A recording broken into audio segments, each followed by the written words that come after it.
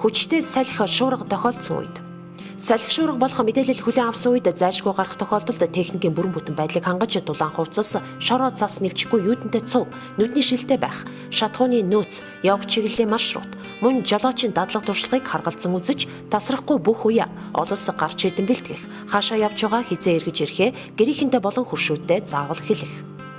Гал төмрийн аюулаас болгоомжлох, шаардлагатай тохиолдолд цахилгааныг салгах.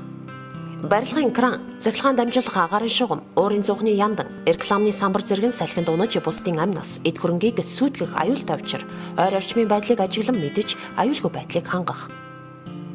Их хэмжээний засан хунгар гэр байрнаас гарахад саад учруулж байгаа бол яарч сандралгүй гарын доорх материалыг ашиглан хаалгаа онгойлгож гарахыг хичээгээрэй. Аюулгүй байдлаа хангах.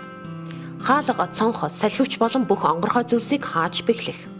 2-оос доошгүй хоногийн ус, хүнс, эмийн нөөц, лаач үдэнс гэрэлтүүлэх хэрэгсэл, зайгаар ажилдаг радио, зас арилгахаа багаж хэрэгсэл бэлтгэх. Засан шуурга, эрс хүтрэлийн үед гадагш гарах, хотоос гадагш унаагаар явах шаардлага гарвал нийтийн тээврийн хэрэгслээр зорчих.